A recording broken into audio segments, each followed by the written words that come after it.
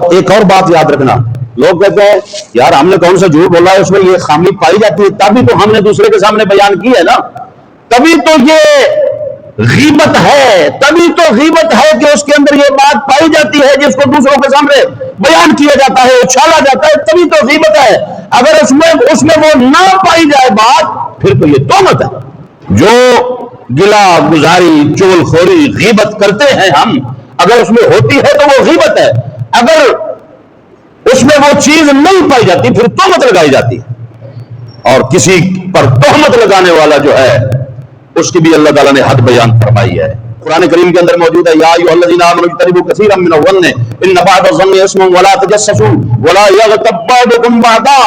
اللہ تعالیٰ نے ارشاد فرمایا زیادہ گمان کرنا بھی جو ہے، سنی سنائی، اس نے یہ کہہ دیا، اس نے یہ کہہ دیا، اس نے یہ کہہ دیا، اس کو ہی پکا اپنے ذہن میں بٹھا لیا، غلط گمان کر لیا، جس کے بارے میں کسی نے کچھ کہا اس کے بارے میں وہی سوچ لیا، حالانکہ نفس الامر کے اندر، حقیقت کے اندر کچھ بھی نہیں ہے۔ ان بعض الظن اثم، اللہ تعالیٰ نے ایسے گمان کو فرمایا کہ بعض ظن جو ہوتے ہیں، بعض گمان جو ہوتے ہیں، اثم وہ گناہ ہے۔ ولا تجسسوا، اور کسی کے پیچھے نہ پڑے رہو تجسس میں، اس سے اللہ تعالیٰ نے منع فرمایا۔ ولا یغتب بعضکم بعضا، ایک دوسرے کی غیبت بھی نہ کرو، اور غیبت کرنا اس طرح مسلمان کو ذلیل کرنا، نشانہ بنانا، فرمایا وہ اس کے مترادف ہے ایحب احدکم ان یاکل لحم اخیہ میتا فکرہتموہ،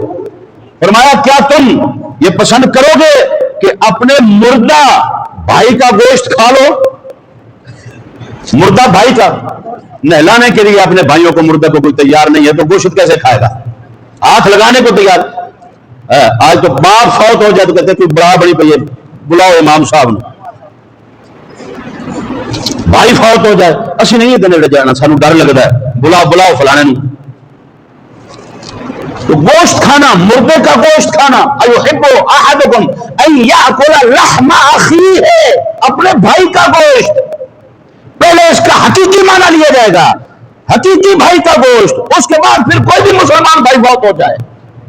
ایحب احدکم ان یاکل لحم اخیہ میتا، آگے خود قرآن نے فرمایا فکرہتموہ، تم کھانا پسند نہیں کرو گے، توبہ کرو گے، ایسا سوچ بھی نہیں سکو گے۔ فرمایا جس طرح تمہیں یہ عمل ناپسند ہے نا، اسی طرح اللہ تعالیٰ کو یہ عمل ناپسند ہے کہ تم کسی کی غیبت کرو، اس کی چغل خوری کرو، اس کو ذلیل کرو۔ تو اس لیے مسلمانوں کو ذلیل کرنا، اپنی برادری میں اپنے بہن بھائیوں کو ذلیل کرنا، ان پر تہمتیں لگانا اور ان کو تنگ کرنا، بے بس کر دینا، شریعت نے سختی کے ساتھ اس سے منع فرمایا۔ اور ایسے کام کر کے حج بیت اللہ کے لیے بھی ہم اتنے اخراجات کر کے چلے جائیں تو اس حج کا بھی کوئی فائدہ نہیں ہے۔